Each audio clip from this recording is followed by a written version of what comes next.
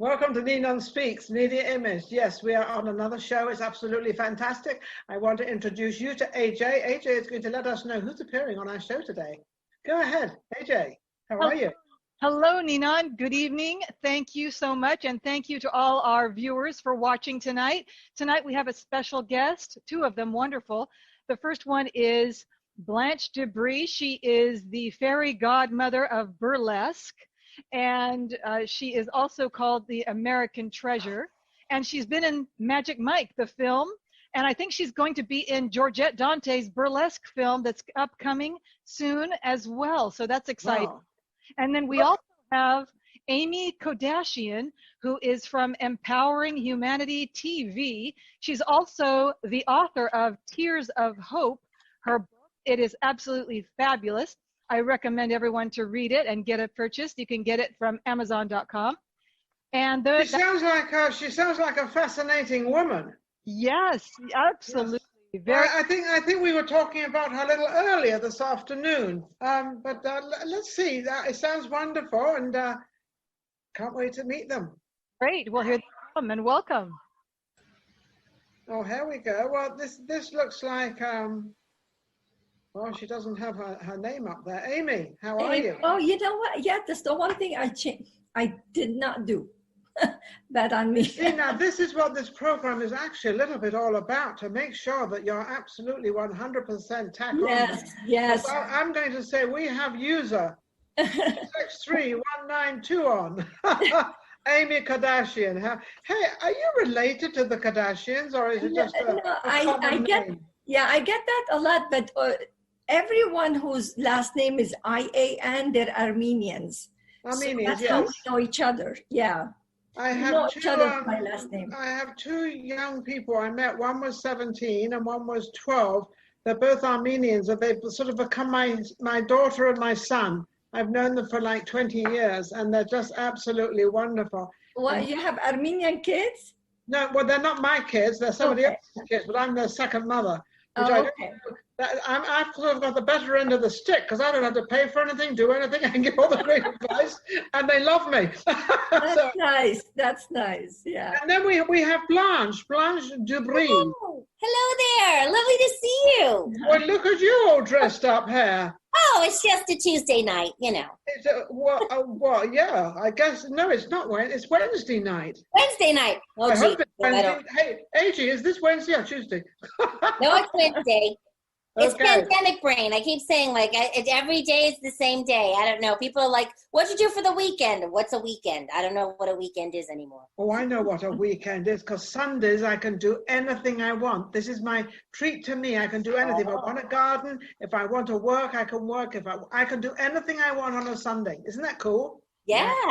Whether it's I working like that. or not working, so it doesn't matter. So AJ, you have got two wonderful guests, and I have to ask you that. This is a show that Ninon Speaks Media Image is a show we've had for quite a long time, actually for probably about 10, 12 years, maybe longer. And AJ is the one that actually sort of, she came into my arena about 3 or 4 months ago, or 6 months maybe now. And I just admired her so much of what she was doing. So we sort of talked and we got this show together, and now we have all these incredible guests. AJ, how do you manage to get all these incredible guests? I mean, these wonderful women, look at them. Yes, well, a wonderful recognition and shout out to Georgette Dante. Oh, Georgette. Yes, she has helped me so much. And like I mentioned a few moments ago, Blanche DeBris, I believe, will be in one of Georgette Dante's upcoming film projects. Burlesque film, and it's going to be fabulous, and so that's very exciting to look forward to. And so let me talk about Blanche.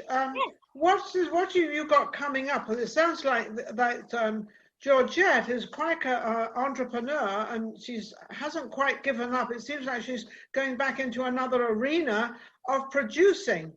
And I know, she's unstoppable. There's nothing she can't do, I tell you. Well, that I agree with. I have another show, and guess what she does on that other show? She comes in as a guest. She's got this bottle of amaretto and 2 glasses and opens it on the show. I mean, talk about class. That was amazing. There you go. Something a little enough for everyone. Enough for everyone, probably too. Yeah, everyone. Blanche, you are in the burlesque world of dancing, which probably it's still around, but it's not like it used to be. It's not exactly like it used to be, but in some ways it's much more than it used to be, because now so many people are involved in the world of burlesque, so many different kinds of performers from all corners. I mean, not only people who are trained dancers and actors and things like that, but we have people who are nurses and lawyers and homemakers and lift car drivers that are doing burlesque, creating their own art, making themselves feel confident and wonderful on stage, and making their own stories heard.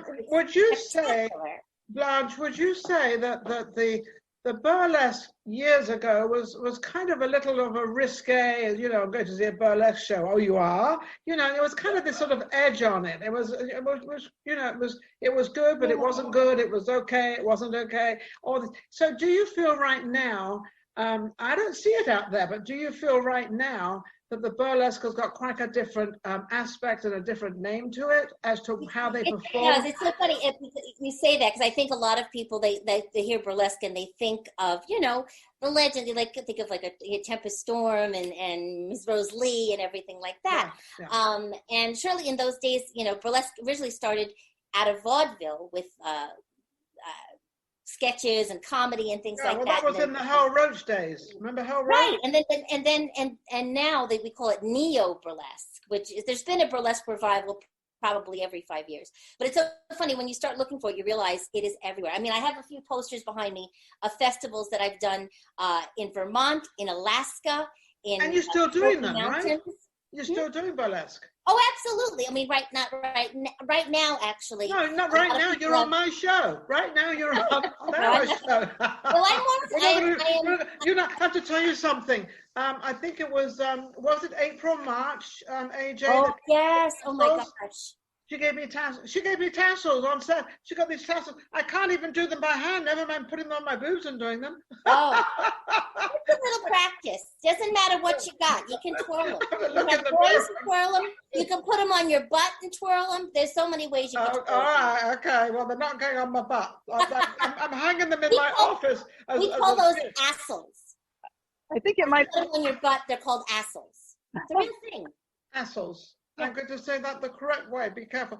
AJ, you're going to say something, but make sure if you're going to talk about these tassels, that Yes, tassels. I think it was Dusty Summers. I want to give a shout out and recognition to Dusty Summers. I think it was Dusty. It was Dusty Summers. It was because April March is in New York, right? Oh, yes. April is in.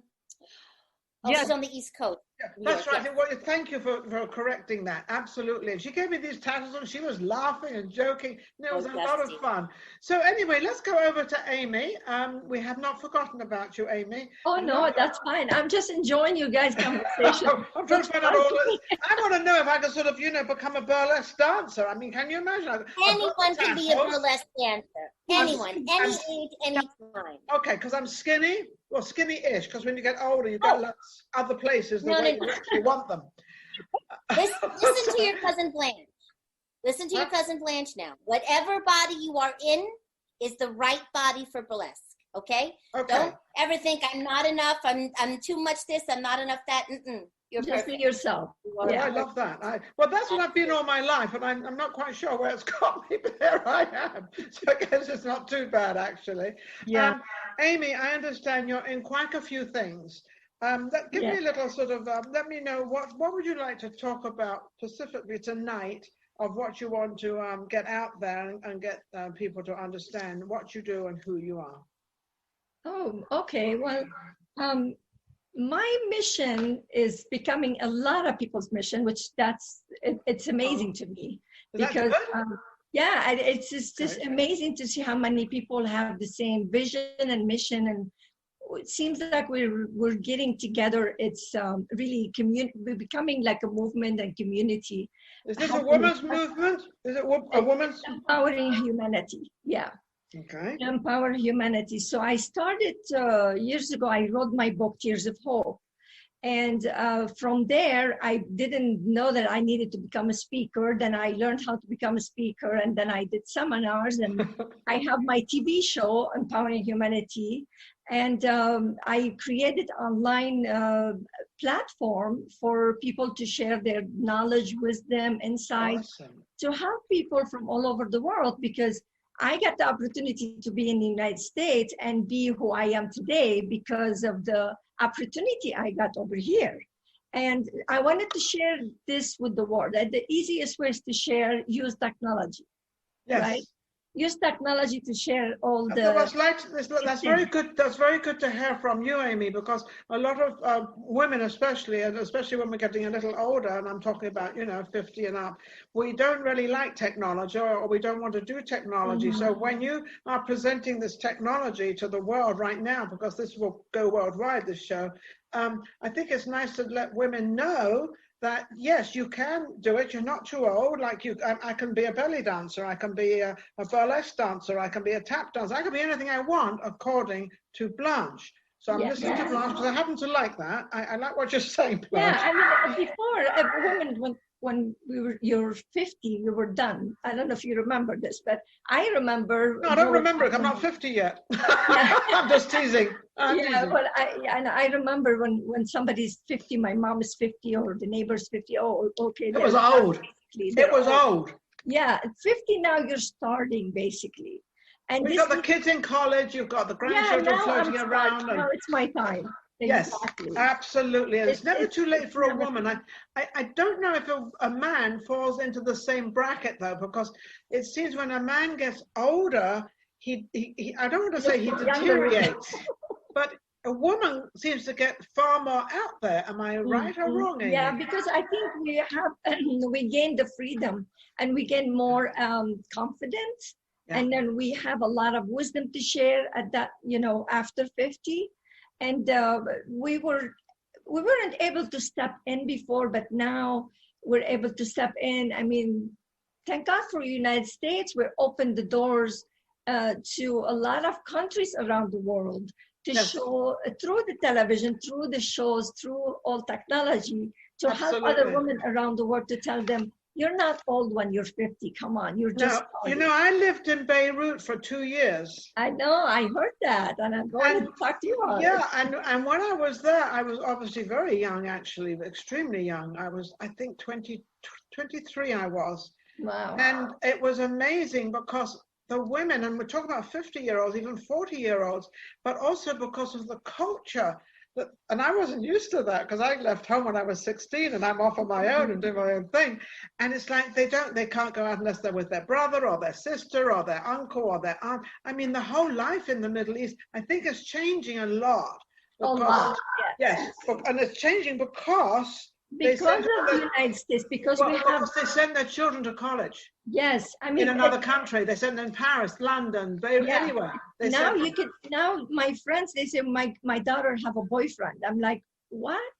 Are you able to say that? Honestly, of course they're so open now. They could actually say they have a boyfriend. We couldn't say they have a boyfriend before. Yes. So it's a very tradition type of things. Like if I want to go out, I had to go with my brother or somebody. But you were brought up that way a little bit, weren't you, as a child? A little bit. Well, there is, as you know, Lebanon is split Christian and Muslim. Even the Muslim Lebanese, they're open more than other countries, Yeah, totally different. So with this, a little bit different. Yeah. So with this humanitarian thing that you're doing, what is your main direction in the humanitarian arena? Because there's a lot out there. Yes, it's mine is about education and inspiration. I think education is very important, and through education we could find light when you're going through darkness, because you find your way. My guests will come in and share something. I have classes, they help people, whether your business, your personal life, with family, any obstacles that you're going through in life, you're gonna find how to find your way through that obstacle. So I think when we find our way and we hear somebody else's perspective where they overcame the same kind of obstacle and challenges, you have hope, You have somebody to follow. It's open for you to get to know my guest. And then it's basically, I want to provide education as much as I can. Yes. And it's fun. To men and women, right? Of course, yeah. Yes. I have men and women audience, and also what I do in my show, I have. I started in the studio, but then I decided, okay, so what can I do to make it more fun and have the community to participate? Mm-hmm, yeah. So I started to record where I have actually audience, and I get audience, and I was recording the show. In between recording the show, I allowed them to network. And they will walk away with the bag, goodies, information, books, free everything, and they can come in for free. So I wanted the community to start to help each other, entrepreneurs learn from each other's family, learn from each other. Well, this is a very good time to do that because a lot of people are at home now. It's like we're all four of us are in 4 different places at the moment around this world, wherever you are, Aimmee. Where are you, Aimmee, by the way? I'm in Vegas. I'm right next to you. Oh, you're in Vegas. You're right next to me. Yeah. And Blanche, where are you? I am also in Las Vegas. So okay, well, AJ, we know where you are. AJ is in the part of the world where they've had a lot of trouble. But I want to go something to AJ. I want to ask you a question. Aimmee was talking about the dark side, getting into a dark area. I don't ever remember calling it that or even ever getting into a dark area. Do you recognize that, or is this something with more of the younger generation coming along that they've kind of got this word, a dark place? Yes, absolutely. And that's totally fine, because that's where, when we address the dark side, it is part of the young generation. Definitely, they use that term. But when you're talking about the dark side, it's about learning and processing and growing. It's tremendous, wonderful growth for the self. Yeah. And I think that.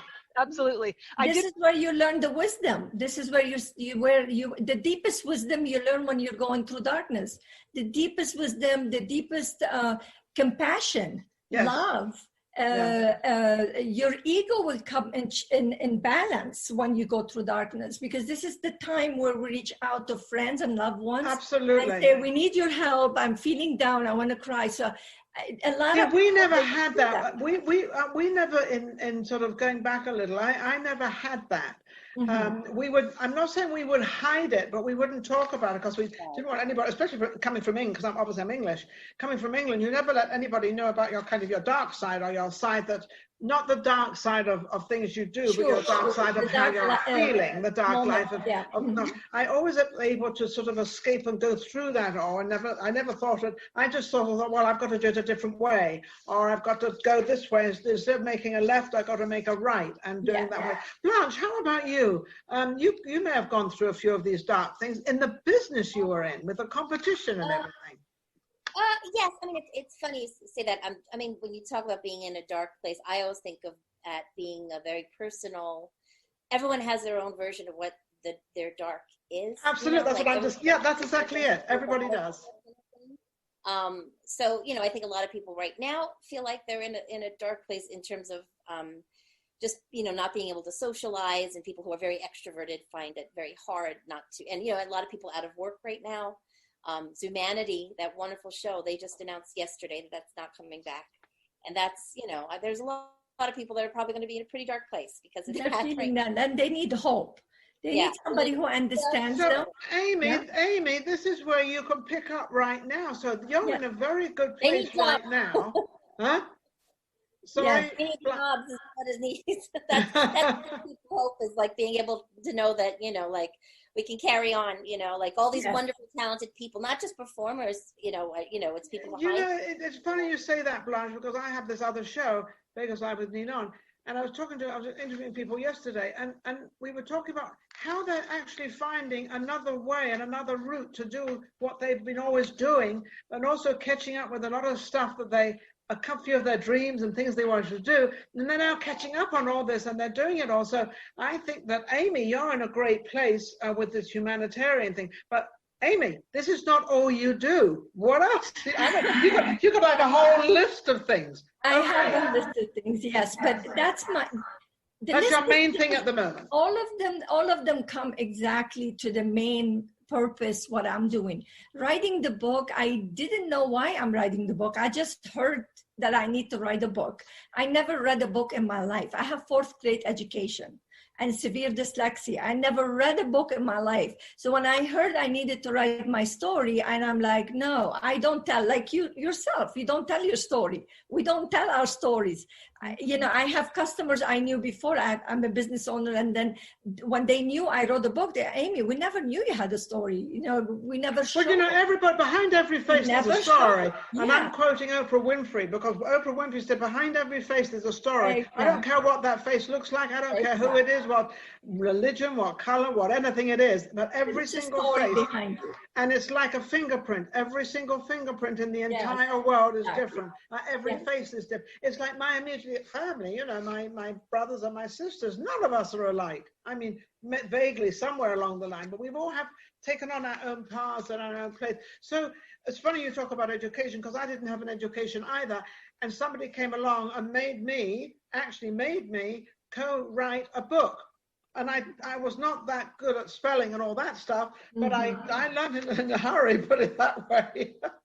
But it's a funny story how you suddenly do something. And I think this is what we're opening up with Ninon Speaks Media Image, is that, we're opening up avenues to let people know that it's not just that. You've got a whole life. You've got at least 80 years of life to fulfill. You start with a breath and you end with a breath. Now get as much as you can in that. As much as you can, yes. Don't deny yourself anything. Don't say, and a lot of people do this, they say, oh, I can't do that. And I say, why can't you? You can, I can do this. And that's the point why I shared my story. I thought, okay, you know what?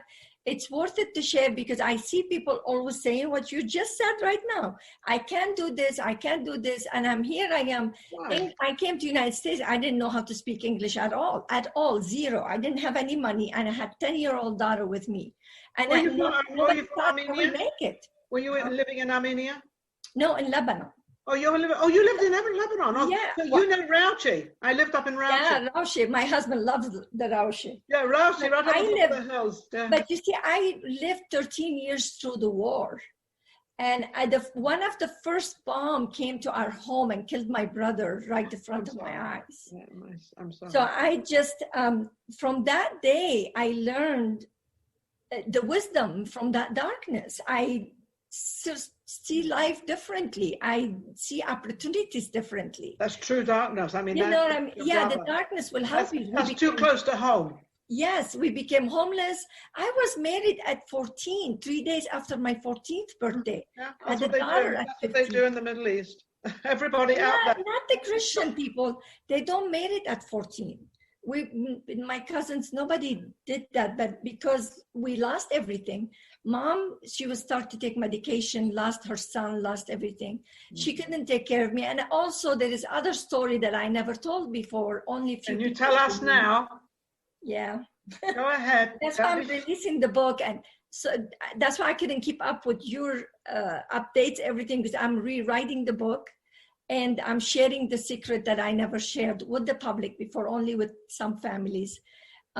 I just didn't find the courage to say it before, but I was sexually abused when I was 7 years old. And until I get married, and the time when I get married, it was two things. Mom couldn't take care of me, and I was sexually abused. Well, I will have a better place, I thought, if I get married. So I just went and get married thinking this is Cinderella. Somebody's coming, is going to save me for a better life. It didn't happen that way because his family, they didn't know he's getting married. So I had to move in with them.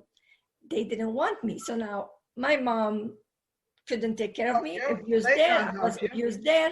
So it was really, and then I had a daughter at 15. And I lived 13 years in the war. In Beirut. I raised my daughter, single mother in the war, and I had to go through so many, escaped death so many times, lost so many family members. And then when I came to the United States, everybody thought you're not going to make it. I'm like, you think I'm not going to make it? That made you make it, want to make it all the more. So I was actually couch homeless here in the United States 32 years ago. I was couch homeless. Everybody was whispering to each other like, she's never gonna make it. You know, she's gonna give in. Funny how people kind of they say it, but it's kind of they're wishing. I mean, I don't blame them because wishing, I hope she doesn't make it. Because if people keep saying something, well, you're stupid, you're stupid, you're stupid, you're going to end up being stupid. But you know, I can't really 100% blame them because what they saw at that time, I didn't speak English at all. I mean, I couldn't understand what you knew in your heart. You knew in your heart. Yes, and I had a daughter with me, and I didn't have any skills to work. You probably look like sisters. It was difficult for people to grasp that I would stayed here. I mean, I had to stay in the closet one time because the male of the household, my daughter and I, we had to stay in the closet all night. So he doesn't know we're there because he doesn't want to have a headache. We had to stay. We couldn't even get up and use the restroom. Right, so I'm glad you wrote. In the closet. Is all this in the book? Yes. In the book? No. I'm not talking about after I came to the United States. The book is about before I came to until I came to the United States. So and then you're going to write the second book now. It's going to be a movie now. We're working on the movie, by the way. Awesome. So yeah, the movie name is Light from the Shadows. Light from, oh wow, I like. Yeah, and then you're going to have him a guest, Eric P. Granger. He's going to be guest on your show. Oh, is that so? He's AJ? Amazing. Yeah, he read my book and he's like, this is a movie. And he said, don't call it a movie. I said, why? He said, motion picture. Anybody could do a movie. I'm like, okay. Motion picture sounds bigger and better. Yeah.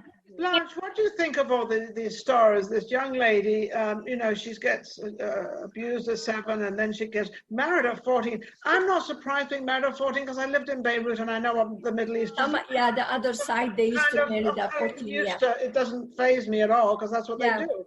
But Raushe, it's the other side a little bit more than Juni and the other one. Yeah, Juni, that's where they have the Casino de Lebanon. That's right. Yeah, that's right. I'm more on the other side. Water swimming out there. That's another story. Blanche, you're listening to all this story. You're listening to this woman. It's sad, but not sad because she lived a life and she overcame it and she did what she had to do and she did marrying at 14 and having a child. Because, first of all, very privileged to meet you, very privileged to hear your story. Thank you. And it's important, like you were mentioning, how it's important for people to hear other people's stories for inspiration. Yes. And I think, a lot of people, a lot of the things, what's wonderful about new media now is that you can see people represented that look like you, who speak like you, who've been through things that are similar to you.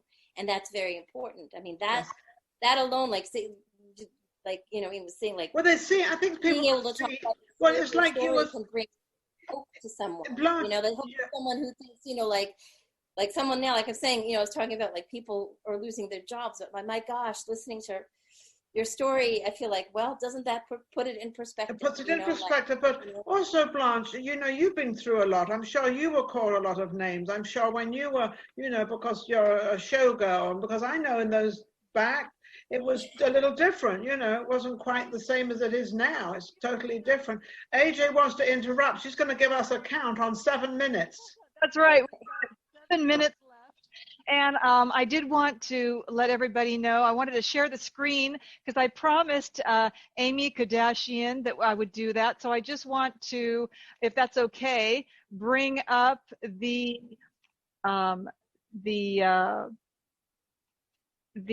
book for her, and I want everyone to see that just for a few seconds. It's Tears of Hope. It's in development to be a motion picture, and it's called Tears of Hope, Seeing Light from the Shadows, a true story by Aimmee Kodachian, and it is available online. You can go to my website.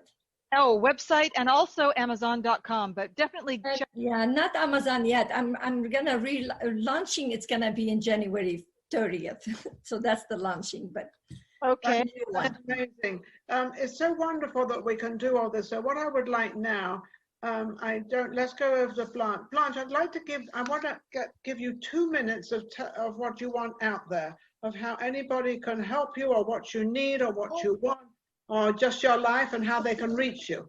Well, I'm fine. So that's cool. I just want to give a plug to, of course, my friend Georgette Dante, who is whose life could be a movie, should be a movie, a motion picture. Yeah, she's amazing.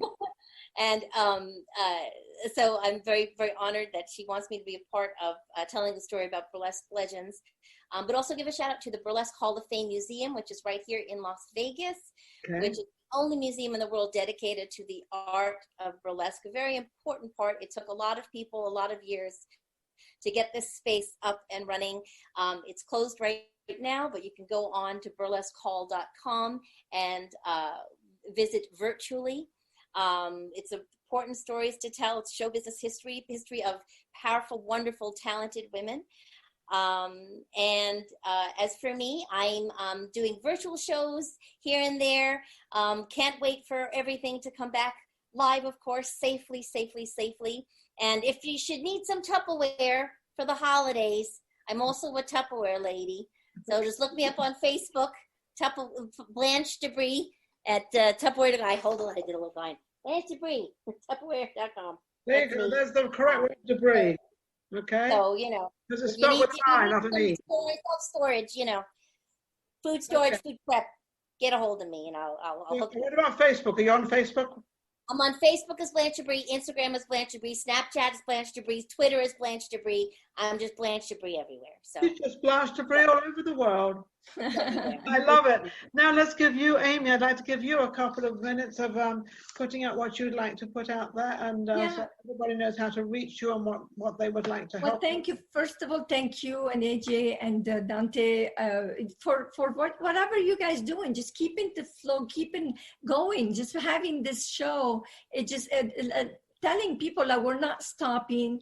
There is something we can do. It's an example. We're living as an example. I think people need that. They need us to step up and do whatever we can do to help and then lift people up. That's what, I think that's the goal that I want the message to be out there, and everyone to keep their hope alive, because this is one of my quotes.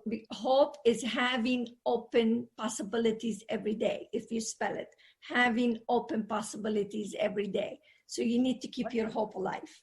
Absolutely. Now, how can everybody reach you? EmpoweringHumanityTV.com.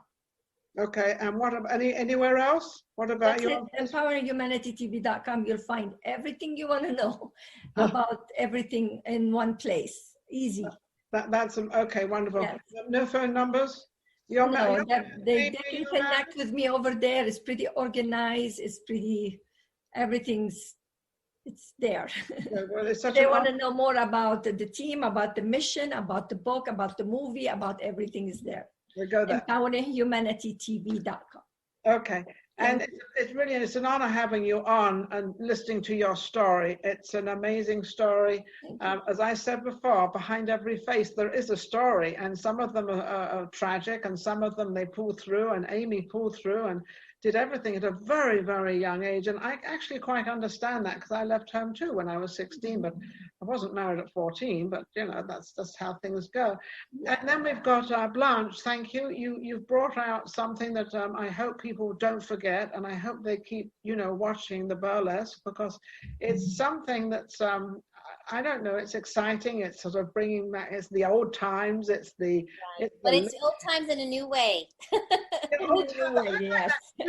Are the younger generation coming into it like you did when you wouldn't believe, everywhere, in every corner of the world, it's exploding. It's exploded.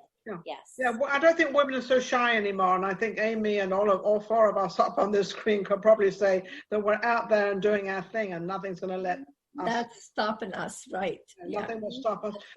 Aimmee, Aimmee actually puts most of this show together. As I said, we've had Ninon Speaks for many, many years, and it was a private thing, and I would teach people, certain things and listen to stories like yours, Aimmee, and like yours, Blanche. And then AJ came along, and she sort of said, well, I'd like to do, maybe do it a TV thing. So, Aimmee, what is your thoughts right now of what Aimmee said, you know, keep doing what we're doing? Your thoughts? My thought is it's absolutely keep doing what you're doing, because it's, and you're inspiring. I mean, this is an inspiring what you're doing. I've known you for a long time. I don't know if you know me, but a couple of years ago, we were in the same event when Last Brown was there. Yes. So yes, I was there, and I was speaking there too. That's right. Yes. With so, AJ, Peter Anthony. So AJ, what do you have to say about this whole thing? I love it. I love the mission. We're all on a mission to help people and reach out, and that's what this world is all about. We have less than a minute for the show. I just want to thank our fabulous guests. Both of you look so gorgeous and amazing. I feel like it was a great evening tonight. I also want to thank our audience. And Ninon, back to you. Well, I want to thank all of you, AJ especially, and of course Aimmee and Blanche, all of you. Just take control of yourselves and just keep moving forward. Keep going.